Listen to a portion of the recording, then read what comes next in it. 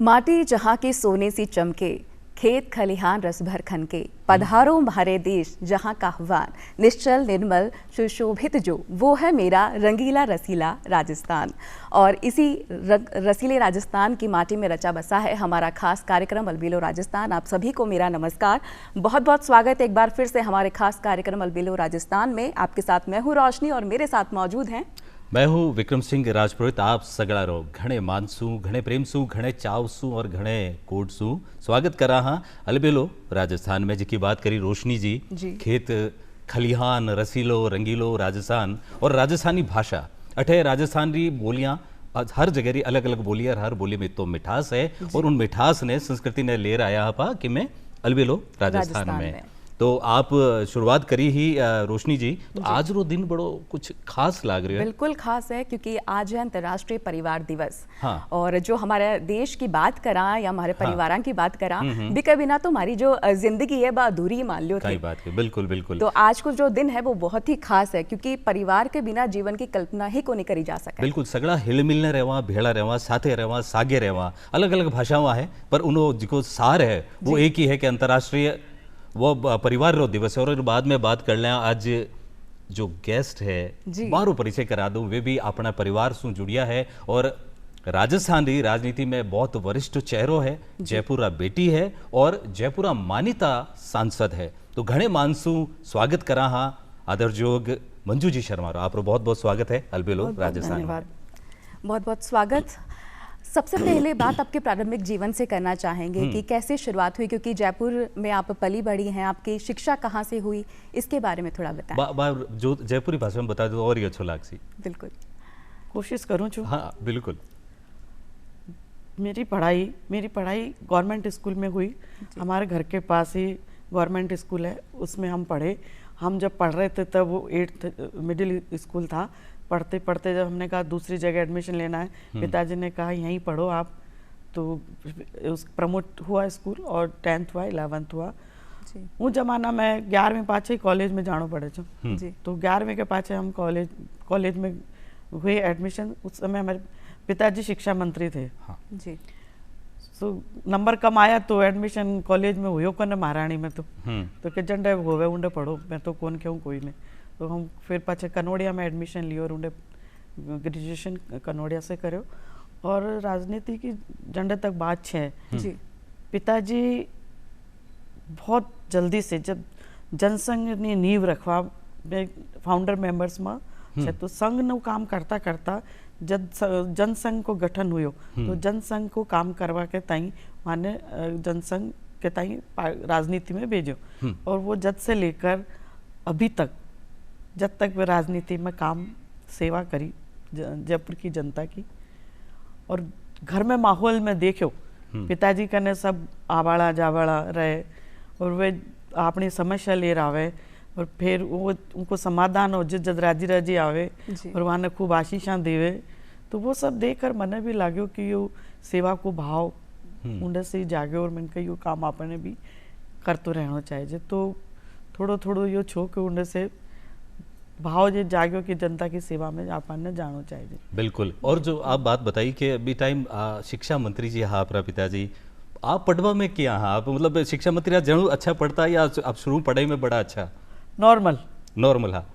तो कहीं रुचि ही भी टाइम आप सोचे हो आगे कि ई लाइन में जानो है राजनीति में, या डॉक्टर बनवा रो सोचे हो, इंजीनियर बनवा को सोचे हो? नहीं मैं वो भगत पायलट बनवा को सोचे हो। जो ग्लाइडिंग भी हूँ कर कई दिन तक 1 महीना तक ग्लाइडिंग भी करी जी।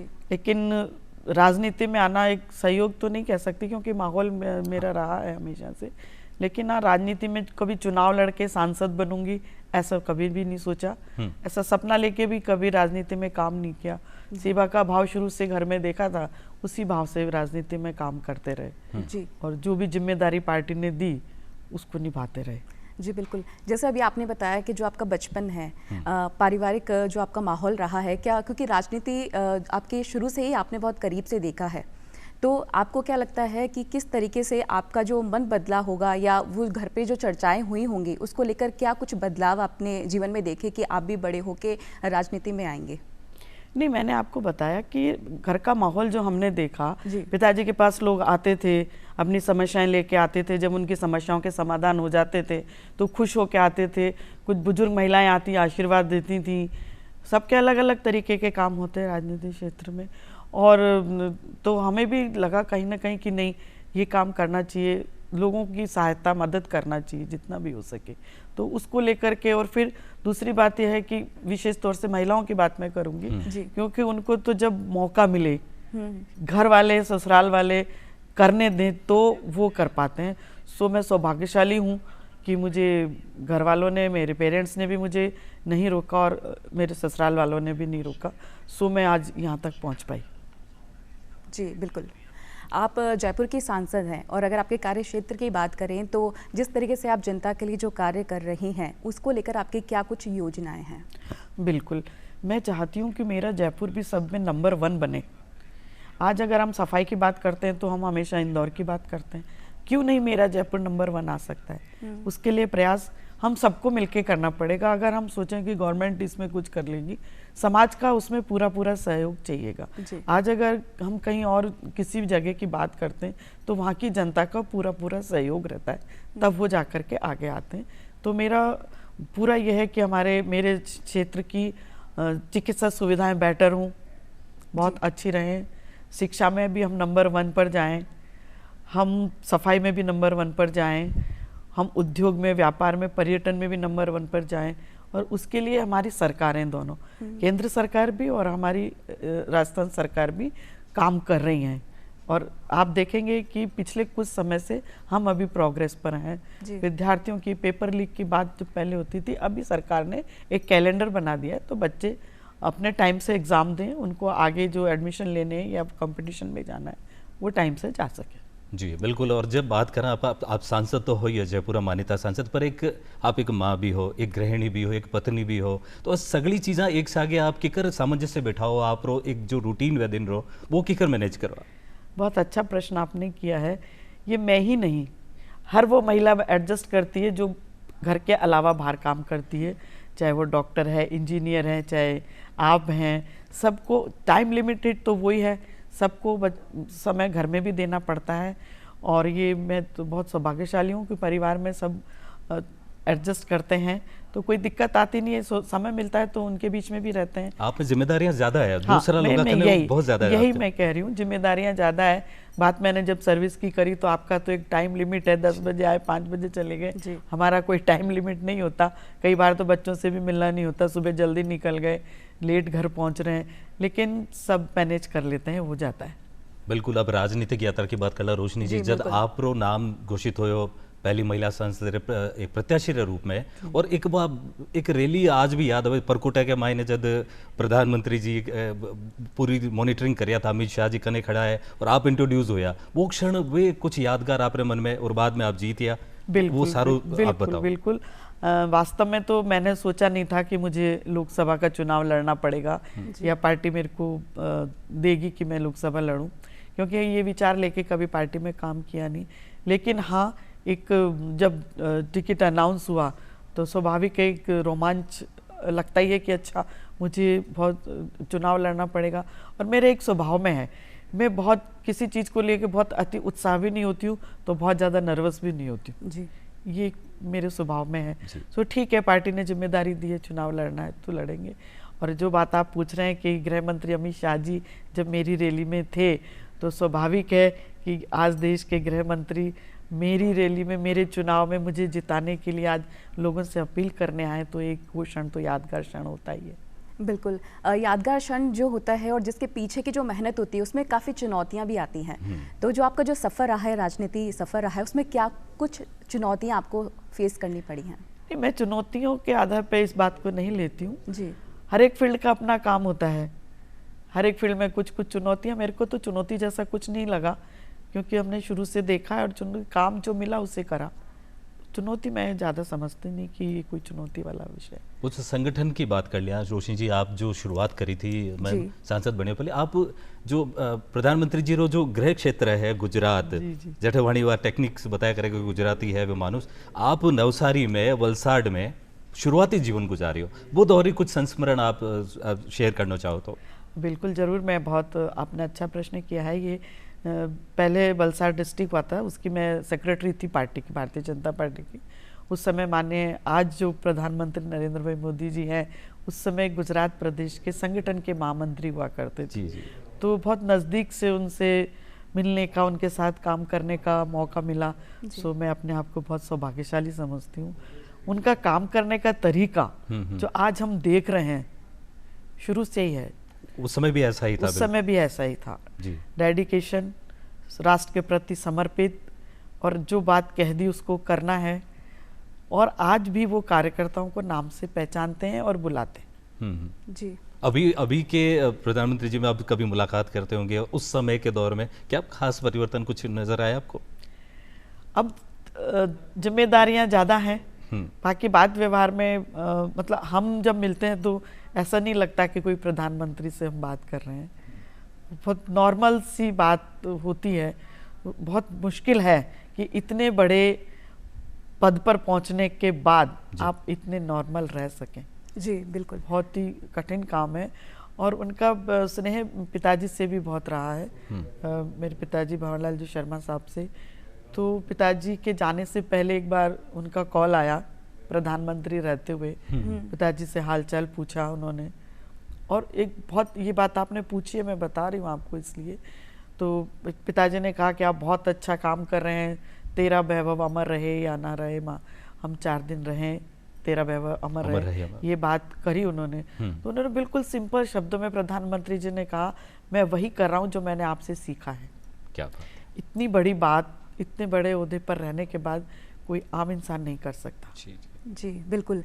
विधेयकों की अगर बात करें तो ऐसे कौन से विधेयक हैं जिन पर आपने काम किया है और जनता पर इसका प्रभाव पड़ा है? वक्फ बिल के बारे में हमने बात करी है। हम बता रहे हैं लोगों को कि वक्फ में जो लोग कहते हैं कि नहीं, आज उनके पास इतनी सारी ज़मीनें, पूरे देश की 30% से ज़्यादा, तीसरे नंबर पर उनकी संपत्ति है, लेकिन उन्होंने कोई भी ऐसा काम नहीं किया जो समाज के लिए या किसी जनता के हित में हो। तो वो करना चाहिए अगर हम इतना बड़ा वो लेकर के बैठे हैं। बिल्कुल। और जब देश की बात चाल जावे रोशनी जी, तो आप जिन परिवार से जुड़िया हो, आप पिताजी जहाँ प्रधानमंत्री जी खुद जहाँ की तारीफ करी, तो आने वाले जो पीढ़ी है, बाहर के यूथ है, इनमें देशभक्ति रो जज्बो जो अब दिख रही हो कुछ सोशल मीडिया में नजर आवे, फिर भी आप कहीं मानो कि देशभक्ति रो एक जज्बो थोड़ो सो और अलग होना चाहिए, या किन दिशा में होना चाहिए? बिल्कुल सही बात आपने पूछी है। देशभक्ति का जज्बा हर व्यक्ति में होना चाहिए, युवाओं में ही क्यों, सभी में होना चाहिए। और होता है, जब कभी देश पर बात आती है तो पूरा देश एक साइड होकर के बात करता है। देशभक्ति सिर्फ सेना की वहाँ लड़ रहे हैं, वही देशभक्ति के और भी काम हम करते हैं। देश को आगे कैसे ले जाना है, उसके लिए जो हम काम करते हैं वो भी देशभक्ति में। मेरा मानना है कि हम देश का नाम रोशन करते हैं, चाहे हम स्पोर्ट्स की बात करें, चाहे हम एजुकेशन की बात करें, सारी बात हम करते हैं। तो देशभक्ति वो भी है। आज अगर हम स्वच्छता की बात करते हैं हमारे देश के लिए, तो वो भी एक देशभक्ति है। जिनके अलग अलग काम है, सेना का काम है वो वहाँ लड़ेंगे, वो उनकी देशभक्ति है। हम भी देश के लिए यहाँ पे हम कार्य करते हैं, वो भी एक देशभक्ति के उस पर ही गिने जाऊँगी। और आज आपने बहुत अच्छा प्रश्न किया है कि हम सिंदूर ऑपरेशन को लेकर के तिरंगा यात्रा पूरे देश भर में कर रहे हैं, और मैं सैल्यूट करती हूँ उन सैनिकों को जिनकी वजह से हमारे देश में हम लोग शांति से रह पाते हैं। और जो जज्बा उन्होंने अभी आतंकवाद के खिलाफ लड़कर के जो दिखाया है, उसके लिए तो बहुत, तो मतलब शब्द नहीं है कि मैं किस तरीके से उनके सम्मान की बात करूं। हमेशा हर सैनिक हमेशा सम्मान प्राप्त करने के योग्य है, और उसे हमेशा सम्मान देना चाहिए। और उसी के आधार पर हमारे जो प्रधानमंत्री नरेंद्र भाई मोदी जी हैं, मेक इन इंडिया की बात करी, उन्होंने वो शस्त्र हमारे यहाँ बनाए और उनका उपयोग अभी आतंकवाद के खिलाफ उनको नस्त नाबूद करने में काम लिया। जी बिल्कुल। जो आज का देश का माहौल है वो पूरा देशभक्ति में डूबा हुआ है। हर किसी के जो दिल में है वो देशभक्ति जागी हुई है। और अगर हम युवाओं की बात करें तो जो युवा है, आज की जो पीढ़ी है, कि कहीं ना कहीं उनको भी ये देखने को मिला है ऑपरेशन सिंदूर के बाद में कि एकजुटता के साथ पूरा देश खड़ा हुआ है। तो उसको लेकर क्या आप संदेश देना चाहेंगे हमारी युवा पीढ़ी को? बिल्कुल, मैं तो यही कहना चाहूँगी कि हमारा जो राष्ट्रीय नेतृत्व है, आदरणीय प्रधानमंत्री नरेंद्र भाई मोदी जी को भी इसका बहुत बड़ा मैं मानती हूँ कि उनके सहयोग के बिना और उनकी दिशा निर्देश के बिना ये काम सफल नहीं हो सकता था। जिस तरीके से उन्होंने आने के बाद, प्रधानमंत्री बनने के बाद जिस तरह से हमारी सेना को मजबूत किया, हर क्षेत्र में तीनों सेनाओं को मजबूत किया, और आज मौका पड़ा तो उन्होंने दुनिया को दिखा दिया कि कोई हमारे बीच में किसी को हस्तक्षेप करने की आवश्यकता नहीं है, हम सक्षम हैं। तो उसको उनको देख करके युवा, स्वाभाविक है कि युवाओं में भी देशभक्ति पहले भी थी, लेकिन हमारे प्रधानमंत्री को देख के कि जो 24 घंटे उसको, उस जो ऑपरेशन हो रहा था उसको उन्होंने मॉनिटर किया, और उनके जो काम को देखते हैं, और आज देश दुनिया में जो नाम है, जिस देश का नाम लोग पहले बड़े उससे लिया करते थे, आज बड़े गर्व से लेते हैं।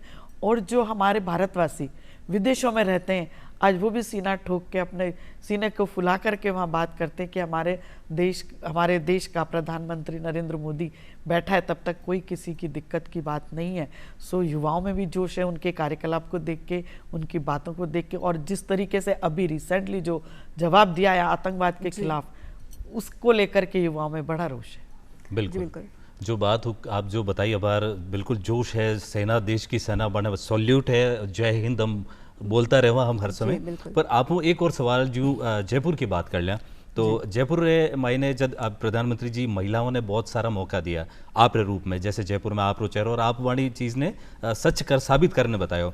तो जयपुर एक इंटरनेशनल सिटी है, अठे आईफा अवॉर्ड भी होया और अंतर्राष्ट्रीय स्तर में तो घणो नाम है। तो पधारो मारे देश जब आप कहवा तो जयपुर में अड़ी कई चीज़ें आप और कर सका, जब और अच्छों कह सका पधारो मारे देश, पधारो मारे शहर। बिल्कुल, हमारे पास जयपुर में डेवलप करने के लिए बहुत सी चीज़ें हैं जहाँ हम और पर्यटकों को ला सकते हैं। अभी भी हमारे पर्यटक जो हमारी पुरानी इमारतें हैं उनको देखने जाते हैं, हमारे यहाँ की कल्चर को देखते हैं, हमारे यहाँ के कपड़े, हमारे यहाँ की संस्कृति, हमारे यहाँ की बोलचाल, हमारे यहाँ के त्यौहार, हमारे यहाँ का खान पान, ये सभी चीज़ें हमारे विदेशियों को आकर्षित करती हैं। आज देश दुनिया में जयपुर का नाम लेने की आवश्यकता है। जब दुनिया के नक्शे के ऊपर जयपुर पर्यटक के मामले में भी सबसे ऊपर आता है। आपको बहुत गर्व होता है कि जब आप ऐसी जगह से सांसद चुन के जाते हैं जिसको किसी को ये बताने की जरूरत नहीं कि जयपुर कहाँ है और क्या है। जी बिल्कुल। राइजिंग राजस्थान की अगर हम बात करें तो आने वाले समय में हम इसको कहाँ पर देखेंगे? बिल्कुल, मैं हमारे मुख्यमंत्री जी का बहुत आभार धन्यवाद करूंगी कि उन्होंने प्रदेश की जनता की बात हित में सोचते हुए इतने सारे MOUs करके, और आज उनको यहाँ पर हमारे प्रदेश में कैसे खुशहाली आए, कैसे हमारे बच्चों को रोजगार मिले, कैसे वो परिवार के साथ रह सकें, और कैसे मेरा प्रदेश प्रगति करता रहे। तो राइजिंग राजस्थान होने ही वाला है। बिल्कुल। और एक बात अगर अपन महिलाओं का निकल है, क्योंकि आप सांसद तो हो, पूरे जयपुर का सांसद हो, लेकिन एक महिला वर्ग जरूर प्रतिनिधित्व करो आप, तो महिलाओं वास्ते कुछ और अलग योजना भाई आप ड्रीम है, कोई सपनों है कि महिला वास्ते करना है मैंने जयपुर में या राजस्थान में? हाँ, मैं आपको बता रही हूँ, हमारी दोनों सरकारें, केंद्र सरकार और प्रदेश की सरकार ने महिलाओं के लिए इतनी योजनाएं बनाई हैं। एक बच्चा पैदा होने से लेकर के और वो स्टार्टअप इंडिया तक जाने तक। आपको देखिए, मोदी जी के आने के बाद 6 महीने आपको पुरुषों को भी छुट्टी दी है कि बच्चों को आप भी दोनों मिलकर के संभालें, अगर दोनों नौकरी कर रहे हैं। ऑफिसेज में भी क्रैच की भी व्यवस्था करी है, माएँ बच्चों को लेकर के जाती हैं। 9 महीने तक फ्री उनकी जो है जांच कराने की भी है, और महिलाएं आगे बढ़ें।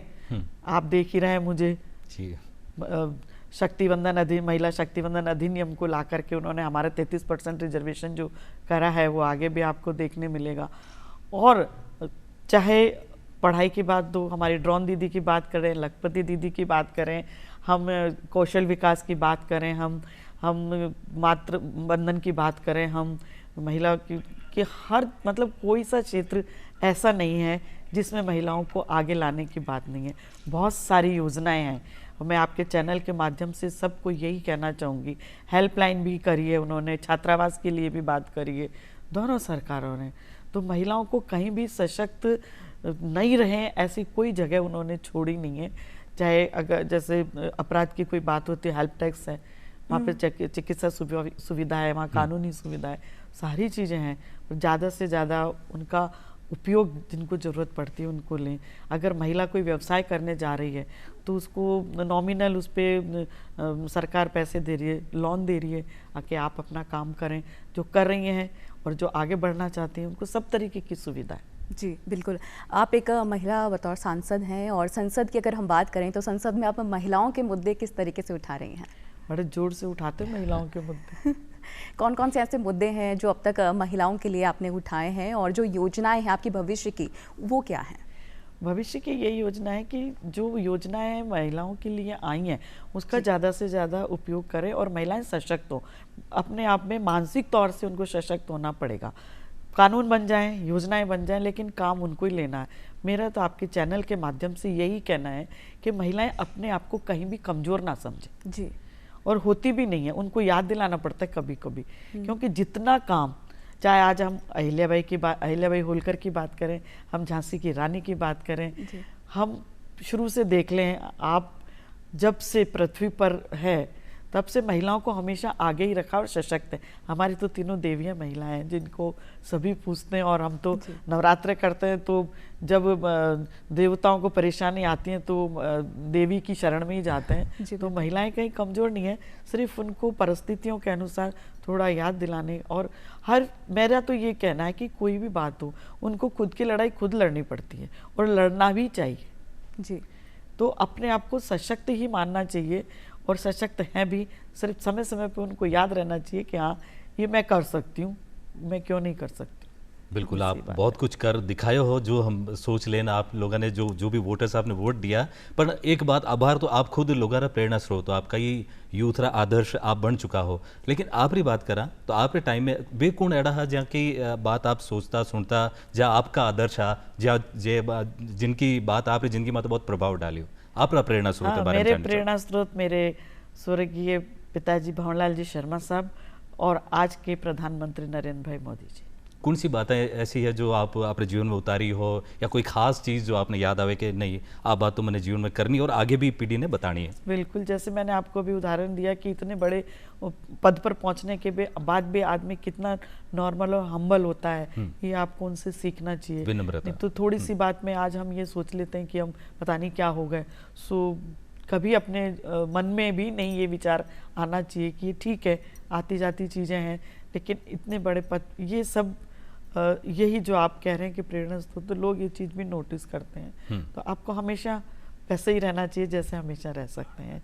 यही मैंने पिताजी से भी सीखा, और कार्यकर्ताओं का सम्मान करना और उनका दुख दर्द सुनना और उनकी दुख दर्द सुन के जितनी आपसे हो सकती है उनकी मदद करना। जी, आप आरएसएस से भी जुड़ी हुई हैं, तो जिस तरीके से आपने मतलब अगर देश प्रेम की हम जैसे बात कर रहे हैं तो आपके लिए देश प्रेम क्या है? क्योंकि आरएसएस से आप जुड़ी रही, शुरू से ही आपने समाज सेवी के तौर पर लोगों के लिए काम किया है, तो उसके बारे में थोड़ा बताएं।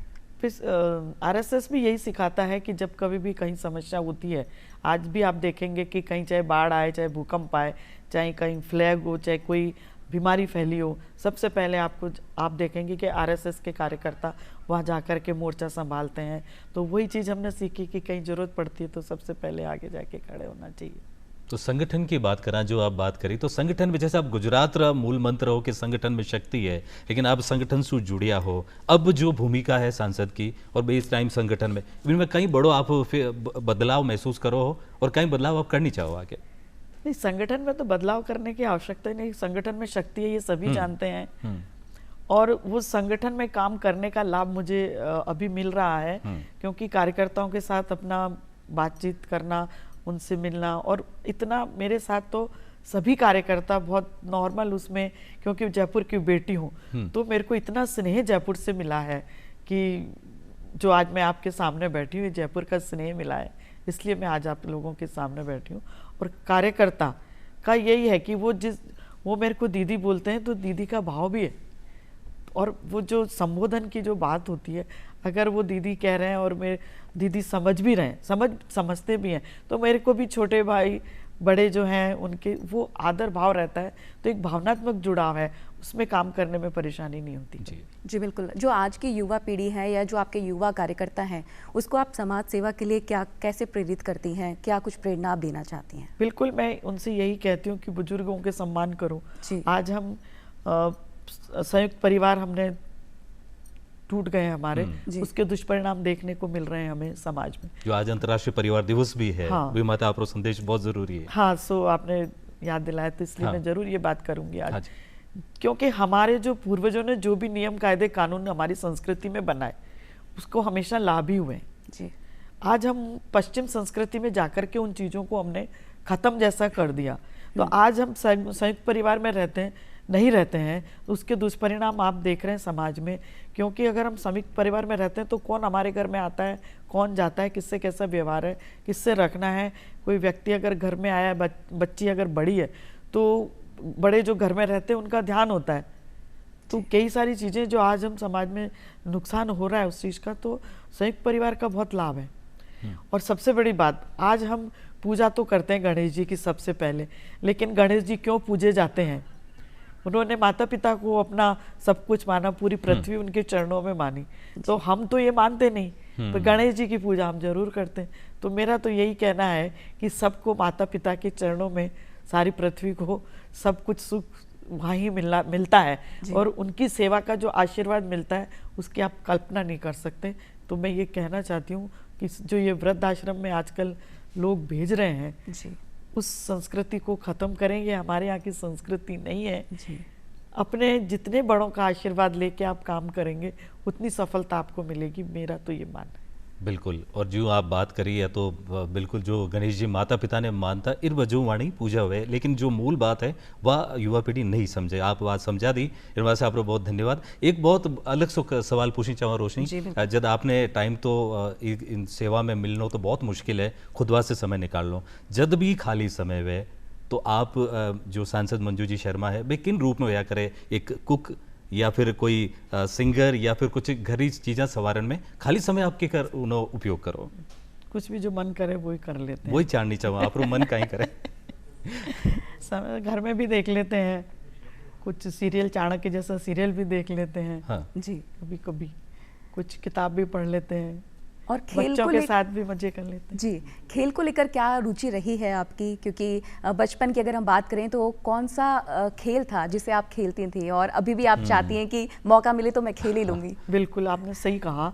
मैं बास्केटबॉल प्लेयर रही हूँ। अच्छा। और अभी एक एकेडमी का मैं उद्घाटन करने गई थी, तो मैंने वहाँ बॉल डबल करके और बॉल भी की थी। तो वो जो खेलता है ना, उसकी दो चीज़ें बहुत इम्पोर्टेंट है। एक तो वो सबको मिलना, सबके साथ रहना, एडजस्ट करना जान जाता है, और हार को स्वीकार करना जान जाता है। जी बिल्कुल, मेरे को ये लगता है। तो आजकल जो बच्चों में डिप्रेशन आ जाता है, वो हार स्वीकार करना नहीं सीख रहे। तभी हम रोज पढ़ते हैं, कल परसों भी किसी बच्चे ने सुसाइड कर लिया। सो ये अगर हम हार स्वीकार करना सीख जाते हैं ना जीवन में, तो उसको आगे बढ़ने की बात सोचनी पड़ती है। वो वही सोचेगा कि हम जब खेलते खेलते हम क्यों हार रहे हैं, कहाँ हमारी गलत हो रही है, उसको हम ठीक करें। तो जीवन में हम ये क्यों नहीं सोचते कि इस बार कम नंबर आए तो अगली बार कुछ हमने, इस बार जो हमारी कमी रह गई वो हम अगली बार कर लें। जी बिल्कुल। तो टेंशन में जब आते हैं युवा भी, बड़े भी आते हैं, तो मेरा तो ये मानना रहता है कि हम जो परेशानी आ गई उससे निकलें कैसे, उसके लिए सोचना चाहिए, नहीं कि ये क्यों आ गई, कैसे हो गई, उसको सोचने की बजाय। तो खेल ने जो भी कोई खिलाड़ी होगा उसमें ये गुण जरूर होगा। बिल्कुल, ये बिल्कुल सही कहा है मैम ने कि जब हम खेलते हैं तो हार जीत को बर्दाश्त करने का हमें संयम आ जाता है। तो ये बहुत ही अच्छी बात है। खेल की भावना जो कहते हैं ना, खेल और खेल की भावना, तो खेल की भावना वो होती है जो खेल नहीं सिखा पाता, लेकिन लोग खेल में उलझे रहते हैं। तो मैं भी पाचो राजस्थानी में आता जाऊँ, कोशिश आई चलना, अलबेलो राजस्थान है तो राजस्थान और बात करा। तो मैम आप री जो फेवरेट, जैसे राजस्थान रे मायने जैसे जयपुर में कोई ऐसी पसंदीदा जगह वाला जटा आप कुछ राजस्थानी व्यंजन बहुत पसंदीदा आप चटकारा लेन खाता होला, या राजस्थान में कोई ऐसी जगह है जटा आप जानो बहुत पसंद करो, या राजस्थानी कोई व्रत त्योहार या कोई पोशाक, ऐसी कोई बात आप जाननी चाहो? हमारे जयपुर में हमारे गणगौर नो मेल और तीज का मेला होता है। तो उसमें बड़ा हमने बचपन में बहुत आनंद, पिताजी लेर जाया करता तो झूलो झूलनो, और ये बहुत मजा करया। अबार भी मैं एक मेला में गई तो उन्हें भी झूलो में देखे, तो बस बचपन आगे लौट रहा। एक बार में झूलिया आप भी तो झूलो बड़ो एक तीज त्योहार को खास चीज होया करती थी, पर पहली जैसा मेला आजकल लागे कौन है साहब। कई बदलाव मैं आए जो गए। देखा हाँ। बचपन में पूपाड़ी बजाणो, मेला में जार कहीं कहीं खाणो, सबके साथ जाणो, वो अब अबार का बच्चा ने देखवा ने कौन मिलेगा। वो में दो बातें छे, एक तो माता पिता ही कौन जावा दे, पहली बात तो। जी खेलवा कौन दे मिट्टी में, धूप में मत जाओ। हाँ। वो सब होनो चाहिए, मजबूती आवे छे। जी बिल्कुल। मिट्टी में खेलो, धूप में जाओ, खूब खेलबो करे छे, पतंग उड़ाओ। जयपुर में तो घणो पतंग नो शौक बहुत बहुत है। पूरा पूरा दिन धूप के मायने पतंग उड़ावो करे छे। संक्रांत तो 2-3 दिन मनाई जाए रहे। 2-3 दिन, 15-15, 20-20 दिन चाले छे साहब संक्रांत तो। वो भी वो में भी एक आपने जो पतंग उड़ावे छे, एक तो धूप में रहबो, फिर एकदम उसका जो देखते रहते हैं उसको, पतंग को, तो वो उसका मेडिटेशन होता है, उसका ध्यान होता है उसके ऊपर, एकाग्रता बढ़ती है। हाँ। तो वहाँ के तो खेल जो बचपन में मैं खेल वो करे थे, सितोलिया, गिल्ली डंडा, आज का टाबरा ने पूछो तो मान तो पता ही को नहीं काई हो चे। सर्वांगीण विकास अब तो बहुत पीसा वाला भी होगा, सबके घरा में घना सारा खेल भी आगा, जो ऑनलाइन आगा, घरा में खेल वो करे छे। हाँ। पण जो फील्ड में खेले छे ना, उनकी बात न्यारी हो छे। तो और इस आप जो बात चली रोशनी, इस तरफ आप कुछ सोचनी करनी चाहो आगे, कोई सोच, क्योंकि आप सांसद हो, और अगर कुछ ऐसी बात आप फैलाओ, आप इस तरफ से संदेश आवे तो स्पोर्ट्स कराने वाली हूँ अभी। तो और कोई संदेश जो युवा देख रहे हैं, आपने सुन रहा है बार, जो आप चीज ऑनलाइन गेमा में उलझ गया है, जो सतोलिया हो गया है, तीज त्योहार ने भूल गया है, बाने वास्ते कोई संदेश? बिल्कुल, मैं यही कहना चाहूंगा आपके चैनल के माध्यम से कि घर में खेलने की बजाय बाहर वाले गेम ज़्यादा खेलने चाहिए, फील्ड के गेम ज़्यादा खेलने चाहिए। सर्वांगीण विकास के लिए खेल अति आवश्यक है। और मैं तो माता पिता से, अभिभावकों से भी कहना चाहूँगी कि अपने बच्चों को थोड़ा खेलने भी दो, और ज़्यादा उन पर स्ट्रेस मत डालो। जो वो करना चाहते हैं वो करने दो। तो ये जो सुसाइड वाले केस होते हैं, बच्चे जो डिप्रेशन में जाते हैं, वो नहीं जाएंगे। क्योंकि आज आप, हम, और चाहे बड़े हों चाहे छोटे हों, सबको मन का करना अच्छा लगता है। आज बड़ों को भी कोई रोक टोक होती है तो बुरा लगता है। हाँ। तो बच्चों में भी वो चीज़ होती, अच्छा बुरा में बताना है, ये भी नहीं कि वो गलत मन से कर रहा है तो वो करना है। अच्छी बात अगर हम उसे बताएं। और जहाँ तक कैरियर की बात है, जहाँ बच्चे जो कैरियर करना चाहते हैं उसमें उनको सपोर्ट करना चाहिए, मेरा ऐसा कहना है। जी बिल्कुल। साथ ही अगर हम देश प्रेम की भी बात कर लें, क्योंकि जो आज के युवा है उनको भी देश प्रेम के लिए जागरूक करना बहुत ज़रूरी है, इसको लेकर आप क्या संदेश देना चाहेंगी? बिल्कुल, अपने राष्ट्र के लिए कभी भी जरूरत पड़े तो तैयार रहना चाहिए। राष्ट्रभक्ति में जो मैंने आपको पहले भी बताया कि राष्ट्रभक्ति सिर्फ सेना की बॉर्डर पर लड़ने से ही नहीं हम देशभक्ति कह सकते। देश के प्रति समर्पित रहकर जो भी देश को आगे बढ़ाने के जो काम है, जैसे मैंने आपको कहा, स्वच्छता है, पर्यावरण है, पानी है, उसको बचत करनी है, तो और लोगों की सेवा करनी है, वो भी एक भक्ति है। आज के ज़माने में हम देखते हैं कि बुजुर्ग घरों में रह रहे हैं, क्योंकि हमारी संस्कृति अपने बच्चों को बाहर पढ़ने भी भेज रही है और कमाने भी भेज रही है, तो घर में रह जाते हैं, एक एक दो दो बच्चे होते हैं, पेरेंट्स अकेले रहते हैं। तो कहीं जहाँ भी आपको, आपके अड़ोस में, पड़ोस में, कहीं भी आपको लगता है कि ऐसे लोगों की मदद करनी चाहिए, सेवा करनी चाहिए, तो जरूर करनी चाहिए। बहुत बहुत अच्छा संदेश दियो रोशनी जी। और जो आप अंतर्राष्ट्रीय परिवार दिवस जो है वो सार्थक हो गया आज, क्योंकि आप बहुत सारी चर्चा कर ली, और जयपुर मानिता सांसद आपने सागे बिराजे, और अलबेलो राजस्थान रो जो आज को कार्यक्रम है रोशनी जी, बड़ो अलग सो हो गयो। क्यों? बिल्कुल। और अगर बात देश प्रेम की करा, क्योंकि आपा जो बी अवधारणा से प्रेरित था, वसुदेव कुटुंबकम, जठे में सब एक परिवार। हाँ, तो अगर बी की बात करा तो आज भी हमारे देश की भक्ति की बात कर लिया, देशभक्ति कण कण में बसेड़ी है, और जो देश को माहौल है वो एक देशभक्ति में है, और देशभक्ति ही माने एकजुटता सिखावे। तो इके सागर कार्यक्रम की शुरुआत अंत की हो चुकी है, क्योंकि वक्त हो चुके हैं। पतो ही कौन चालियो, वक्त इतनी जल्दी निकल गयो। तो आप अठे पधारिया, इतो समय दियो, और इतनी अच्छी बात करी सारे दर्शकों से। आपरो दूरदर्शन परिवार तरफ से बहुत बहुत धन्यवाद कि आप अठे पधारिया। तो अगले एपिसोड में दूरदर्शन परिवार का अलबेलो राजस्थान में बहुत बहुत आभार, बहुत बहुत धन्यवाद कि आप मैंने अंडे बुलाए और सब लोगों के सामने हमारी बातें रखी, जो शायद मैं वहीं कौन रख सकती, पर आपका चैनल का माध्यम से गई है कोई बात। तो आपको भी बहुत बहुत आभार, बहुत बहुत धन्यवाद। तो बिल्कुल आप मायड़ भाषा में इतनी अच्छी बात करी और अगले एपिसोड में फिर एक जो पावना है बाणे सागे आपसे मिलसे हाँ फिर फिलहाल दी रहो माणे इजाजत। जी बिल्कुल, जय हिंद, जय भारत। जय भारत, वंदे मातरम।